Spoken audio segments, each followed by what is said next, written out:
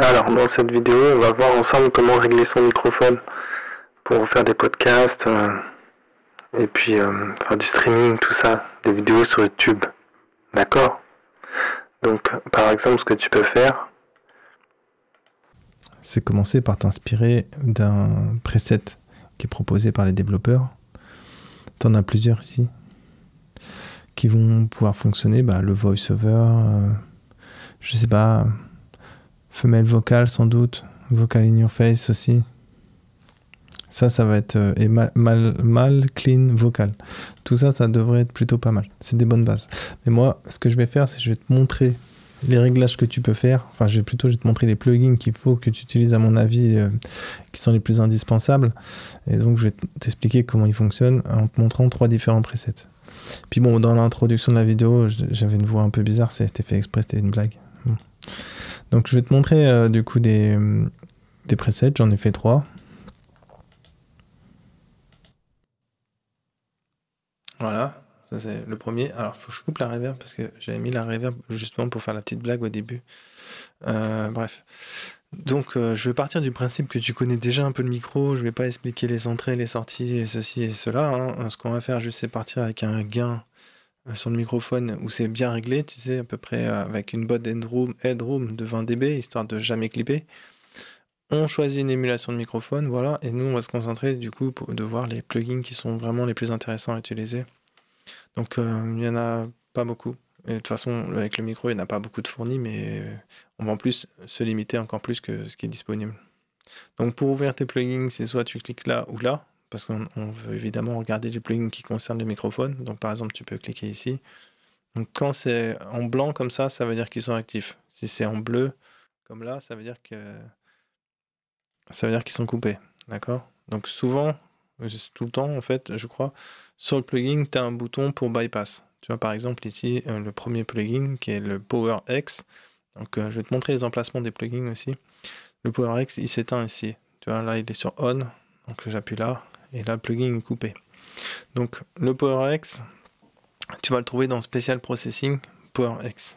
Alors, je te conseille de tout le temps le mettre tout le temps, sauf si tu fais de l'ASMR, tu le mets tout le temps, et tu fais les mêmes réglages que ce que j'ai fait. Si tu as le même gain de régler pareil, tu n'auras rien à changer. Si tu règles ton gain différemment, il y aura juste le threshold à changer. Mais tous les autres réglages, tu peux les copier sans te poser de questions. Ça m'évite aussi de passer du temps à expliquer comment faire des réglages et tout. La finalité, c'est que de toute manière, c'est comme ça que ça va fonctionner vraiment bien. Donc voilà. Donc à quoi ça sert le PowerX? Ça sert simplement de gate en fait. Enfin, en général, c'est appelé gate, ça, dans Discord ou dans les jeux, etc. Je crois que c'est appelé une gate. Donc, en gros, ça baisse le volume quand tu parles pas. Par exemple, là, je parle pas, je respire simplement à côté du microphone. C'est bien audible et je vais allumer, du coup, le plugin. Et voilà, tu vois, ça coupe bien comme il faut les moments où je parle pas. On n'entend plus la voix, enfin la respiration. On l'entend très faiblement en tout cas, donc ça devient plus dérangeant comme ça peut être une respiration forte proche d'un microphone. Donc toujours on fera ça, on viendra prendre le PowerX. Ensuite, dans les 2 slots suivants, parce qu'on peut mettre que 4 slots ici, donc on est limité, dans les 2 slots, le 2 et le 3, on mettra toujours, enfin moi je vais toujours t'inviter à faire ça en tout cas, de soit mettre un Vintage EQ, donc tu en as 2 à disposition, on compte pas ce qui est en plus, des fois il y en a qui sont disponibles là, mais en fait c'est des versions démo, donc on s'en fiche. Non, nous on a le 1073 et le 55A, c'est les 2 égaliseurs qu'on a à disposition, donc je vais te montrer les deux comment ils fonctionnent. On a aussi le vintage préampli. Donc je disais dans le slot 2 et 3, c'est ce qu'on mettra. Soit un égaliseur, soit un préampli microphone. Donc là, on a le Giratech et le 1073 MP pour microphone préampli. Voilà. Et à la fin, dans le dernier slot, ici, on mettra toujours un compresseur. Donc en compresseur, on aura soit le A76 ou soit le Opto 2A. Encore une fois, les autres, c'est des démos, donc on s'en fiche. Donc voilà, on a vu du coup le premier slot, ça s'est réglé. Second slot et troisième, deuxième et troisième. On va avoir, dans le preset que j'ai fait ici, j'ai commencé par mettre le Giraffe Audio Giratech, donc c'est le mic préampli, hein, tu vois, c'est écrit dessus, MP, mic préampli. Alors comment ça fonctionne? tu as un bouton gain ici, ça sert à doser la quantité de drive que tu veux entendre. Donc en gros, c'est le volume, ma voix c'est un signal, d'accord, ça a une certaine amplitude, un certain volume. Donc avec ça, avec le bouton gain, tu vas régler le volume qui rentre dans le plugin. Donc c'est là que tu vas régler finalement à quel point dans un préampli, en fait, ce que tu fais, tu ajoutes une saturation douce, on appelle ça comme ça par exemple. Donc tu simules de la distorsion comme si voilà, tu vas dans, tu mets un signal trop fort et ça fait de la distorsion. Et c'est ça qu'on vient chercher en fait ici. C'est une émulation de distorsion. Donc il faut que ça soit assez discret généralement pour que ça passe bien, quoi. Et donc plus tu tournes le bouton vers la droite ici et plus tu augmentes le volume dans le plugin, le volume qui rentre dans le plugin, et donc plus tu vas avoir de la distorsion audible. Voilà. Donc là, il y en a pas mal, mais souvent, la distorsion aussi, elle va s'entendre. Plus tu vas parler fort et plus elle va s'entendre. Voilà. Et après, selon le type de préampli, ça s'entend plus ou moins sur certaines fréquences, etc. Là, voilà. Les préamplis sont tous différents et du coup, ils n'ont pas tous les mêmes comportements. Mais bon, ça, c'est le bouton gain. Ensuite, tu as le bouton output. Donc, le bouton output, celui-là, c'est le volume de sortie. Donc, c'est à la sortie du plugin, à quel volume tu veux que ton signal, il ait quelle amplitude. Donc voilà, c'est tout simple, hein, c'est le volume de sortie du plugin. Et après, tu as le bouton bypass ici, donc c'est pareil, c'est pour le couper. Là, il est coupé, le voyant est éteint, là, il est actif, le voyant il est allumé. Et je pense que tu as remarqué, ma voix devient plus grave quand je coupe le plugin comme ça. C'est parce que, en fait, là, dans ce préampli, il y a un low cut qui est ici, qui a 3 positions au choix, soit coupé, soit sur low, soit sur high. Et donc, ça va te permettre de placer un low cut. Donc, un low cut, c'est un filtre qui coupe les fréquences qui sont en dessous de la fréquence qui est ciblée. Donc, low cut, c'est couper le bas. En français, on appelle ça un coupe-bas, du coup. Alors, quand tu es sur low, tu coupes à 80 Hz et en dessous. Et quand tu es sur high, tu coupes à 160 Hz et en dessous. Donc ça permet de retirer des informations du signal qui sont en dessous de la fréquence cible. Donc 80 et ici 160. Si tu ne veux pas l'utiliser, tu te mets sur off, tout simplement. Le bouton phase, donc c'est pour inverser la phase. On n'en a pas besoin parce qu'on fait une prise de son mono. Les conflits de phase, ça entre en jeu quand il y a plusieurs micros. Donc là, on n'a qu'un seul micro, ça n'a pas d'intérêt de toucher à ça. Troisième plugin, donc ici je vais mettre un égaliseur. L'égaliseur, c'est un égaliseur 3 bandes, ça s'appelle comme ça parce qu'on peut choisir 3 bandes, 3 fréquences, quoi. 3 bandes de fréquences, parce qu'en fait c'est jamais une fréquence pile poil, c'est très précise, c'est autour de la fréquence qu'on choisit. Donc ici on a 3 bandes de fréquences qu'on peut choisir. Avec le bouton violet, tu choisis la valeur qui est en violet, tout simplement. Donc tu te mets au-dessus du bouton violet et tu scrolles avec la molette. Ça te permet de changer la fréquence cible. Donc c'est écrit HF pour haute fréquence. Donc là, c'est un filtre pour les hautes fréquences. Tu choisis la position de ton filtre, ça choisit la fréquence cible. Et en te mettant un peu à l'extérieur, sur l'extérieur du bouton, là, tu choisis si tu veux amplifier, là comme là ici c'est plus 4, ou si tu veux réduire le volume sur cette fréquence cible, hein, c'est toujours pas ça, hein, le truc. Donc moi je me suis mis à plus 4 à 15 000 Hz. Donc on est dans les hautes fréquences, tu as 15 000 Hz, c'est une haute fréquence, on est autour de 10 000. Hein. Ici c'est la même chose, sauf que c'est pour les médiums, MF, fréquence médium, donc on est autour de 1000 Hz à peu près, hein. Il y a un peu en dessous, un peu au-dessus. Et LF c'est pour low fréquence, donc basse fréquence, tout simplement. Je suis sur 200 Hz, plus 4. Voilà, ça c'est la base, donc 3 bandes de fréquences que tu peux choisir, et ça s'appelle des filtres en cloche, puisque c'est autour de la fréquence cible que ça fait un boost ou une réduction de volume. C'est vraiment très simple. Alors, il y a un peu de complexification qui vient après, avec les boutons qui sont là. Donc celui qui est ici, tu vois, c'est soit une position à gauche, c'est coupé, soit c'est la position à droite, et là c'est actif. Il n'y a pas de voyant pour dire que c'est actif, il faut juste savoir que c'est quand il est vers la droite qu'il est actif. Ça, c'est un low cut. Donc, on avait vu le low cut hein, juste avant. Ici, on avait vu un low cut qui coupait à 80 Hz. Donc, quand tu actives ce bouton-là, ça fait un low cut à 50 Hz. Mais ça fait aussi un high cut. Donc, high cut, c'est pour couper les hautes fréquences. Ça fait aussi un high cut à 15 000 Hz. Donc, en gros, quand tu actives ce bouton comme ça enlève les fréquences sur le signal, ça nettoie les fréquences, ça baisse les volumes des fréquences qui sont en dessous de 50 Hz et au-dessus de 15 000 Hz. Donc ça fait au final une bande de fréquence qui est plus étroite. La bande de fréquence normale pour les oreilles humaines, c'est entre 20 et 20 MHz. Et ben, dès que tu actives ce bouton, le signal, il est réduit entre 50 et 15 MHz. Ça sert à ça. Donc c'est pour ça que ça fait pas une grosse différence, parce qu'en fait, la voix humaine, elle fonctionne en général entre 100 et 10 MHz. Donc c'est normal que si tu fasses ça, au final, ça n'a pas d'impact réellement sur la voix. Donc voilà, tu vois, faut vraiment tendre l'oreille pour entendre quelque chose, et c'est plus le bruit de fond qui va changer qu'autre chose en fait. Donc voilà, ensuite tu as deux boutons en dessous qui sont avec des symboles. Donc les symboles, c'est des filtres à plateau, et c'est écrit LF ou HF. Donc en fait, c'est des boutons ça correspond à des voyants en fait. C'est comme un bouton que tu appuies et ça allume un voyant.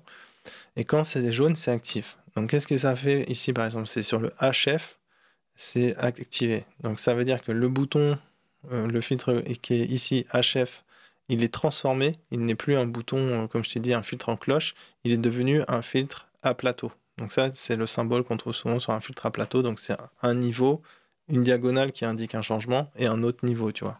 Le plan horizontal, il y a le niveau, un certain volume. Un plan diagonal qui indique un changement de volume.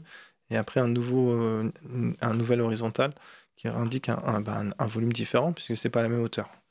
Voilà. Donc ça, pour le HF, ça veut dire que ici, comme c'est actif, hein, celui-là il est jaune, donc ça veut dire qu'il est actif. Donc ici, c'est plus un filtre en cloche, en fait, vu que c'est allumé. C'est un filtre à plateau qui augmente le volume à partir de 15 MHz, donc, et au-dessus de 15 MHz. Voilà. Et si j'appuie ici, comme ça, donc là, ce que je viens de faire, j'ai transformé le LF, le filtre LF, donc ce filtre-là, c'est plus un filtre en cloche actuellement, c'est un filtre à plateau qui augmente à partir de 200 Hz, et ça augmente, comme c'est un filtre LF, pour les basses fréquences, ça augmente en dessous de la fréquence cible. Donc en dessous de 200, ça fait plus 2, parce que j'ai mis plus 4, pardon. J'ai mis plus 4, donc ça fait plus 4 à 200 Hz et en dessous. Voilà, tout simplement. Donc je remets comme c'était à l'origine. Ça, c'est mes réglages. Ici, c'est le bouton In. C'est pour couper le plugin, un bypass. Tu vois que ça change la couleur ici. Donc c'est vraiment pour couper le plugin. Et ici, c'est un bouton Output. C'est la même chose que ça. Donc c'est pour régler le volume de sortie à la sortie du plugin, tout simplement. Tu vois qu'il n'y a pas de bouton pour régler le volume à l'entrée du plugin. Il y en a juste un à la sortie. Après, on arrive au compresseur. Et donc, je t'ai dit, le compresseur, c'est toujours en fin de chaîne. Enfin, en tout cas, pour moi, c'est là où ça se place idéalement, en fin de chaîne. En tout cas, dans l'application ici, c'est pas forcément le meilleur plugin pour la fin de chaîne. Mais bon, ici, en tout cas, on va se contenter d'un compresseur. Donc, comment ça marche? Moi, j'aime bien vraiment beaucoup ce compresseur. Je te montrerai après l'autre compresseur, mais je le conseille moins parce qu'il est moins pratique. Je t'expliquerai pourquoi, tu verras. Donc là, ce que j'aime beaucoup, c'est que tu as un bouton Input qui te sert à régler le volume du signal, l'amplitude du signal qui rentre dans le compresseur. Et tu as un bouton Output qui sert à régler le volume à la sortie du compresseur. Tu vois, tu règles à l'entrée du compresseur et à la sortie du compresseur ton volume. Donc ça, j'aime beaucoup. C'est très pratique. Donc après, tu as un bouton Attack ici, un bouton Release. Donc ça, c'est pour régler subtilement comment va fonctionner ton compresseur. Est-ce qu'il réagit vite ou il réagit pas vite? Bon, si tu connais rien, tu fais juste double-clic et puis tu laisses comme c'est, ou tu mets des valeurs moyennes, genre sur 4. Ça fonctionnera plutôt pas mal. Ou tu peux copier les valeurs que j'ai ici aussi. Bon, après, je vais pas t'expliquer en détail le fonctionnement d'un compresseur, parce que comme je te dis, tu as juste, sinon au pire, tu fais double-clic pour réinitialiser les positions initiales si tu sais plus ce que tu avais fait quand tu as bougé les boutons, quoi. Et puis ça ira très bien. Ici, tu as les ratios. Donc, comme on est sur une voix, tu mets 4 de ratio, c'est suffisant. Après, c'est trop, en fait. Après, ça transforme ton compresseur en limiteur, on peut dire un peu. Donc, c'est pas ce qu'on cherche à faire. On veut vraiment un fonctionnement de compresseur. Donc, on veut de la réduction de volume sur les volumes les plus forts. Plus le volume est fort, plus on veut que ça fasse de la réduction de volume, qu'on appelle gain-réduction en anglais. Donc voilà, plus ça va agiter l'aiguille en fait, mais pas non plus de façon folle, donc voilà. Donc comment ça marche?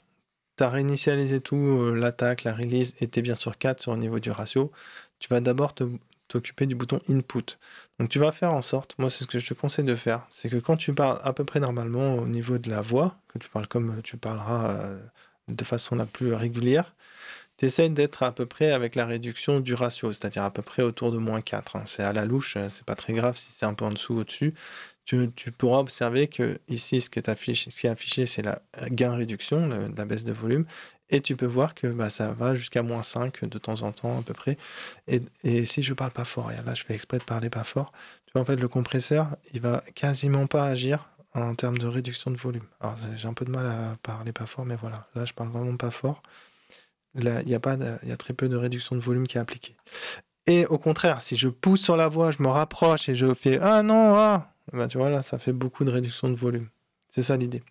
Donc, faut bien regarder un truc quand tu fais tous ces réglages là. C'est aussi vérifier que tu vas jamais à 0 là. Tu vois, là, je suis très près de mon micro, je parle fort, je vais pas à 0. Et là, du coup, le compresseur, il peut travailler correctement parce qu'il ne travaille pas sur un signal qui est déjà détruit en fait. Parce que si ça tape à 0, c'est-à-dire que ton signal était trop fort en fait pour ton micro. Voilà. Donc ici, tu vérifies toujours que tu ne vas pas à 0 et une fois que c'est fait, tu peux t'occuper de faire tes réglages. Donc, comme je te disais, autour de -5 quand tu parles normalement, pas trop d'agitation quand tu chuchotes, et après, plus de compression, forcément, plus tu parles fort, etc. Voilà, juste s'assurer que quand tu parles fort, tu fais pas de la distorsion. Ça, une fois que tu as fait tes réglages comme ça, tu vas t'occuper du bouton Output, et tu vas essayer de placer le volume quand tu parles de façon normale, à peu près à -10, un peu en dessous, tu vois. Comme c'est là, ce que tu peux observer. C'est toujours dans l'idéal, tu fais ça. Ça permet que si tu pousses sur ta voix, tu vas monter un petit peu au-dessus du -10. Tu vas monter un peu à -6, quoi, mais ça ira pas au-delà. Voilà. Normalement, très rarement, en tout cas. Même si tu parles fort, etc. C'est comme ça va quasiment jamais clipper parce que tu as bien réglé ton gain. Et ici, pareil, tu vas très rarement aller à -6. Voilà. Et grâce à ça, tu vois, tu as un résultat qui est correct. C'est pas trop compliqué à faire. Et on va passer sur un autre preset pour te montrer. Tu vas entendre des petites nuances, ma voix va pas être exactement la même parce qu'on passe pas dans les mêmes plugins, on fait pas exactement les mêmes réglages, etc.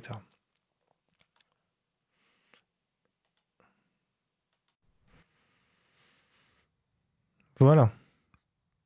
Donc, qu'est-ce que j'ai fait comme réglage cette fois-ci?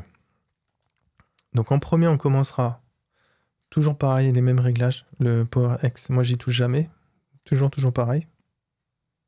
J'ai changé l'émulation de microphone, tu vois que j'ai mis un autre micro.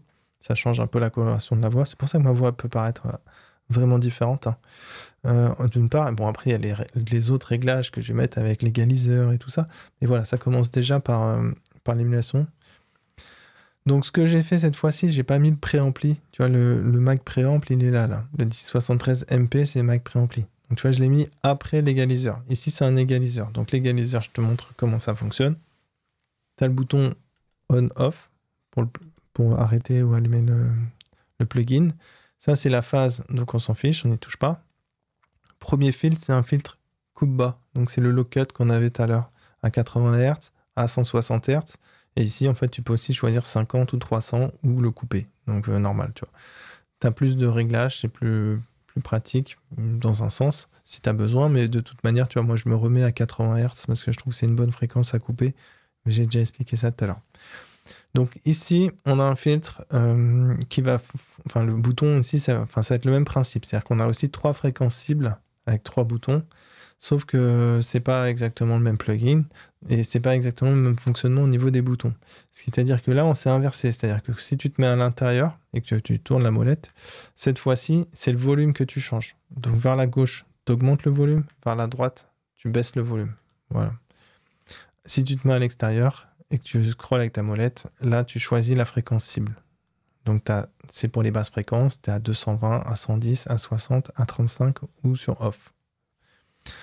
Alors, tu as un symbole ici. On a vu que là, ça, c'était le symbole pour le low cut. Ici, on a un symbole que tu reconnais peut-être vite fait. C'est un niveau, une diagonale et un niveau. Et là, du coup, on te montre que soit c'est un niveau qui est plus haut ou soit plus bas. Donc, qu'est-ce que ça veut dire? C'est un filtre à plateau. Un filtre à plateau où la variation se fait à gauche. Donc, à gauche, en fait, faut voir le trait comme un signal, en fait, de toutes les fréquences. C'est toute la plage des fréquences. Donc à gauche les basses fréquences, à droite les hautes fréquences. Donc on voit qu'il y a de la variation sur la gauche, donc sur les basses fréquences. Donc c'est pour ça qu'ici c'est un filtre à plateau pour les basses fréquences. Tu vois, on retrouve le choix d'une basse fréquence ici. Ensuite on a un filtre cloche pour les médiums. Donc pareil, la fréquence médium typique, bah, c'est autour de 1000 Hz. Hein. Donc là, moi, je me suis mis sur 360 Hz et j'ai retiré avec le bouton central un peu de volume. Alors c'est un filtre à cloche, tu vois que c'est le symbole de comme une cloche ou un creux, tu vois, c'est tout bête. Hein. Donc c'est pour les médiums. Et enfin, pour les aigus, ici, on n'a pas de fréquence cible modulable, c'est 10K, c'est juste à 10 000 Hz. Et soit tu augmentes, soit tu baisses le volume sur 10 000 Hz, voilà, tout simple. Il n'y a pas d'autre réglage, sinon un bouton output gain. Voilà, ça c'est vraiment, tu fais double-clic, ça te met sur 0. Et si tu mets vers la gauche, ça baisse le volume. Si tu mets vers la droite, ça augmente. Pas bien compliqué. Ensuite, on va passer donc sur le préampli. Alors le préampli, ces deux-là, maintenant, on va les voir vite fait. On va passer sur l'autre preset rapidement, parce qu'il n'y a vraiment rien à dire. Puisque tu vois, c'est très épuré. Le compresseur, je ne vais pas en reparler, je viens de le faire. Donc le préampli, c'est tout bête. On, off. Tu as un bouton gain. On a déjà vu ça. Le gain sur le préampli, c'est pour augmenter la quantité de distorsion. Plus tu augmentes le gain, plus tu vas avoir la distorsion audible et plus ça va augmenter un peu aussi ton volume. Et output, bah, c'est pour compenser ce que tu fais et pour décider d'un volume de sortie de ton préampli, tout simplement. Voilà. La subtilité, enfin le changement qu'il y a, c'est pas un truc subtil en fait, c'est plutôt bourrin. Tu as soit justement un préampli avec une distorsion légère, et une distorsion légère et subtile quand tu es sur 1200 ohms. Là, tu vois, on n'entend pas trop la distorsion, rien. C'est vraiment discret. C'est que ça ressemble beaucoup au Giratech de tout à l'heure. Et si tu te mets sur 300 ohms, on va le faire sur le preset suivant, on va beaucoup plus entendre de la distorsion. Tu verras, c'est assez évident. Donc, en gros, là, c'est une distorsion subtile. On pourrait dire une saturation, parce que c'est plus doux. Et puis, si on se met sur 300 ohms, bah, tu vas voir tout de suite ce que ça va donner. Donc, je vais charger le dernier preset. Ça va donner un peu ce qu'il y avait en entrée de vidéo, en fait. Hein. Mais bon, en plus clean quand même. Voilà. Donc là, c'est bon. Alors, est-ce que tu entends la distorsion? Normalement, tu devrais entendre un petit peu. Oh! Un petit peu de disto, ouais. Donc, toujours pareil, le même plugin en entrée. Donc, ce qui va changer ici, c'est d'abord ce plugin que j'ai mis en 300 ohms. Tu vois que le bouton de gain, il est réglé de la même position. Je crois que c'est la position... Non, c'est pas la position initiale. Je croyais, mais bon, voilà. Tu sais, j'ai fait un double clic, ça m'a remis en position initiale. Donc voilà, j'ai mis j'ai réduit la quantité de distorsion par rapport à la position initiale du bouton, quoi, la position 0. Je suis comme sur 300 ohms. On entend en direct que ça fait la distorsion. Tu peux l'entendre, c'est bien chargé dans les basses fréquences. On dirait que j'ai une grosse voix toute cassée comme ça. Alors que, bah non... Enfin, si, mais pas trop, quoi. Pas autant que ça. Voilà. Alors, je l'ai utilisé, celui-là, et pas l'autre, parce que je voulais montrer une chose... Enfin, c'était pas vraiment utile. J'aurais pu le faire autrement, mais en fait, c'est en rapport avec le compresseur. Alors, on va dire, on va oublier... On va pas l'oublier. Je vais expliquer les choses dans l'ordre. Donc, en gros, je savais que j'allais mettre un compresseur qui est celui-ci. Et je vais t'expliquer pourquoi, mais il est un peu pénible. Donc, ce qui s'est passé, j'avais besoin... Enfin, pourquoi, en fait, il est pénible, c'est parce que tu peux pas régler le gain d'entrée sur ce compresseur. T'as pas le bouton input gain et tout ça, tu l'as pas. Il y a écrit gain, mais en fait, ça, c'est output gain. Donc, il n'y a pas de input gain et c'est pénible.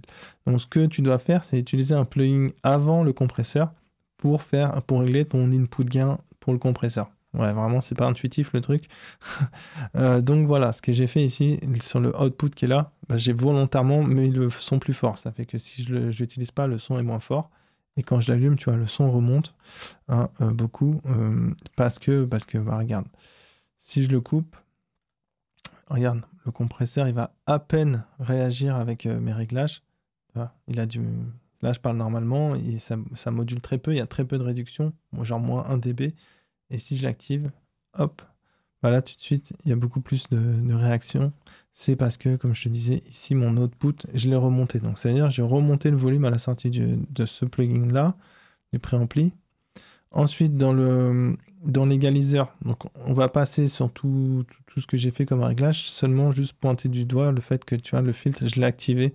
Parce que pour le coup, là, j'ai pas de low cut. Je t'ai dit que j'aimais bien mettre un low cut à 80 Hz. J'en ai pas parce que sur le préampli, il n'y en a pas et sur l'égaliseur, il n'y en a pas. Donc c'est pour ça que cette fois-ci, j'ai utilisé ce filtre-là pour faire un low cut à 50 Hz. J'aurais préféré 80, mais bon, 50, c'est mieux que rien. Et donc ensuite on arrive à notre opto. Donc comment ça marche l'opto? C'est comme je te dis, faut régler en amont l'input pour avoir un bon niveau qui rentre dans le plugin et qui fonctionne comme attendu. Sinon tu vois que le volume dans le plugin arrive trop faible et donc il y a peu de réactivité. Le plugin réagit peu au niveau en fait. Donc comment ça se passe pour utiliser ce plugin? Tu te mets bien en compresseur parce qu'on veut l'utiliser dans sa fonction compression. Donc pas le limiteur. Le limiteur c'est une super compression on va dire. Et on veut pas ça, on veut une compression assez souple, hein, pas trop énervé quoi. Donc on se met bien en mode compression. Le bouton qui est ici, tu vérifies bien que tu es sur GR, comme ça sur l'écran, ce que ça fait là, ça fait que sur l'écran ici, ça affiche le gain réduction. Donc ça affiche la quantité de volume qui est baissée en décibels. Donc là, quand je parle, tu vois, ça fait ce que je voulais que ça fasse, c'est-à-dire jusqu'à -5 de réduction quand je parle avec un volume normal. Et puis, pour faire interagir ça, j'ai dit dans un premier temps, il faut faire rentrer un signal fort dans ce plugin. Et ensuite, c'est avec pic réduction que tu vas venir changer. La position initiale, c'est sans doute sur 0. Donc, tu dois le tourner vers la droite jusqu'à avoir le résultat que tu espères. Donc, moi, c'est à peu près ça. C'est les mêmes choses que ce que je t'ai dit tout à l'heure. Quand je parle pas fort, ça ne réagit pas. Quand je parle normalement, à -5. Et si je parle plus fort, ça va compresser davantage. C'est logique. Une fois que tu as fait ça, que tu as bien le comportement que tu veux et que ça te plaît à l'oreille, etc., tu as ton bouton gain output ici qui va te permettre de régler le niveau de sortie que tu vas pouvoir constater là où est mon curseur ici. Voilà, je vais pas m'étendre plus que ça, je pense que j'ai fait le tour de tout ce qu'il y avait à dire. Et si tu as des questions en commentaire, et puis sinon, ciao.